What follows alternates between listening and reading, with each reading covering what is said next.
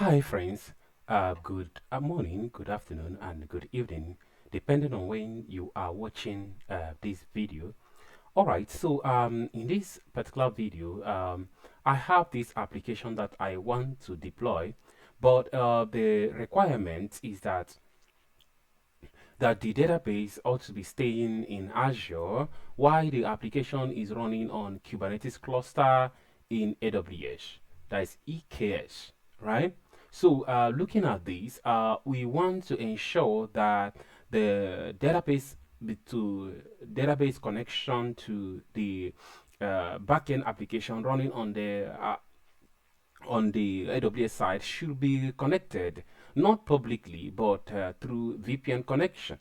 All right, and the VPN connection must be highly available in the sense that we need to have two tunnels running. In this case, we have this structure. We have this structure that we have the AWS here. This is the AWS architecture. We have the NGINX controller, the internet gateway, right? Within the VPC, and in the VPC we have the two availability zones, right? Then we have the network load balancer. We have the elastic Kubernetes service. In the public subnet, we have the NAT gateway to NAT gateway for the private subnets. Right. Then we have the worker nodes, which is the muzzle of the cluster is meant to be in the private subnets.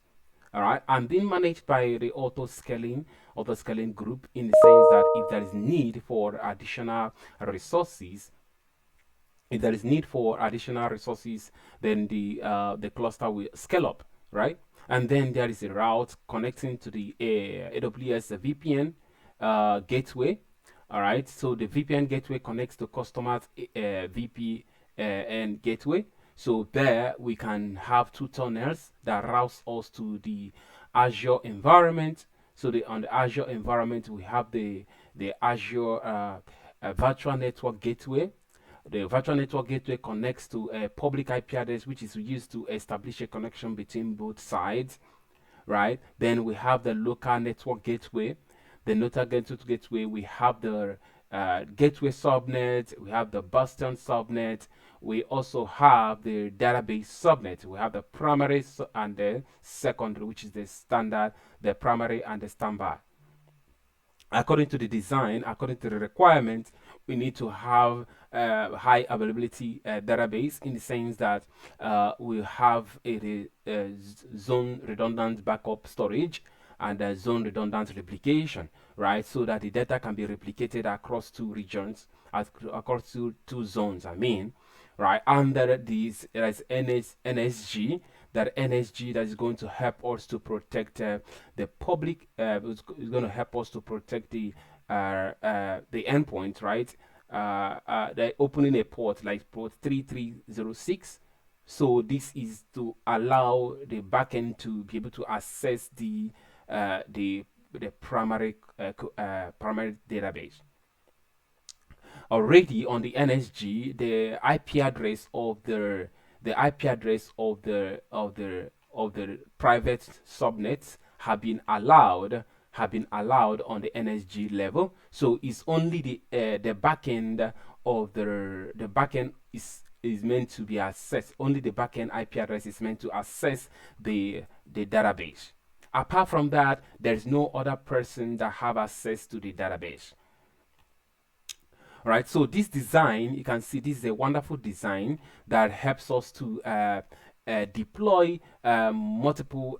This is an architecture of the high availability infrastructure and the database, and also the VPN connection, VPN provision for the private connection between the database and the backend. So this particular architecture have been that do we need to use Terraform to make this possible.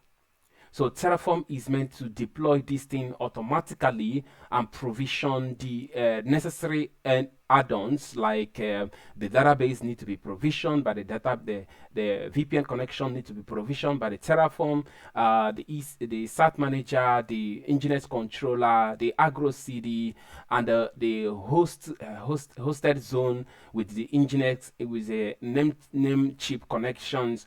All these whole tools, all these whole things have to be provisioned using Terraform. So there is no single manual implementation. Everything have to be done automatedly. So that is actually why we have this our Terraform script. And if you check here, you can see that we have two Terraform module here. This is the first module that helps us to provision the AWS and the Azure VPC connection. Now, if you check here, you can see that this is the customer edge network from the AWS point of view. And if you check here, you can see that this is the private virtual private network from the AWS point of view. And this is the site-to-site VPN connection. That's the AWS VPN connection from AWS part. And you can see these two tunnels. The two tunnels, I'm using a pre-shared key for that two tunnels. I'm generating a pre-shared key, which I'm going to be using for both AWS and Azure to connect together. Then if we come here, look at the Azure side, and this is the Azure VPN gateway. This is the Azure VPN gateway, and this is the configuration as well. Now, if I come down to AWS Azure VPN connection, so this is the Azure local network gateway. This is the Azure local network gateway for tunnel 1, the Azure virtual network gateway connection for tunnel 1. And then if you check here properly, you can see that this is the VPN tunnel as well.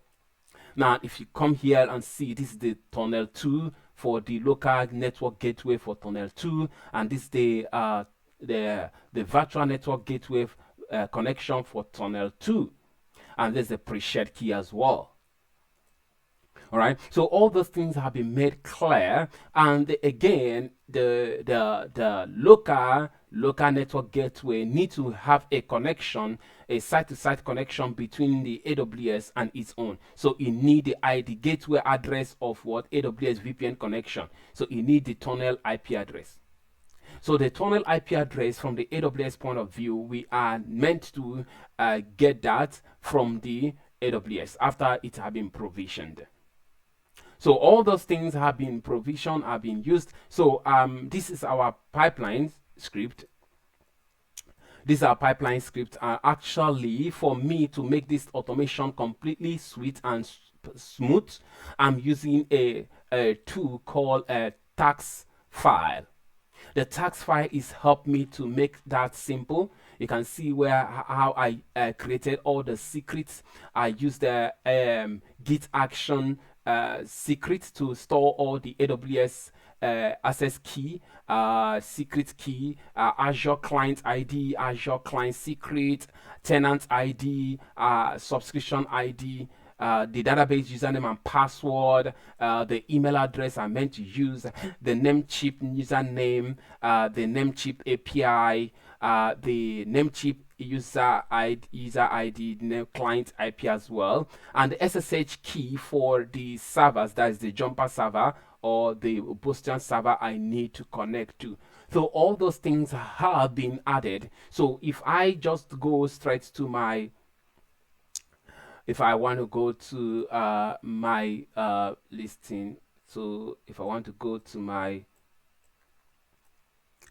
if I want to go to the secrets, I can literally see that this is my secret, and these are where I added all those secrets. If you check them here, so which is to say that my pipeline is getting those secrets, right?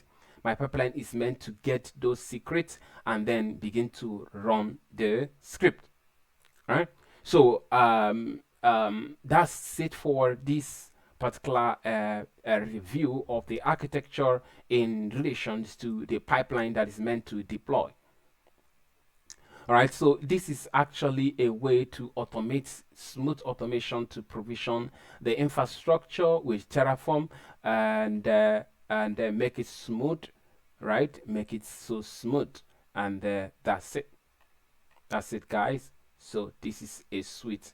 This took me some days to prepare and also test the deployment as well, and everything went smoothly. Thank you.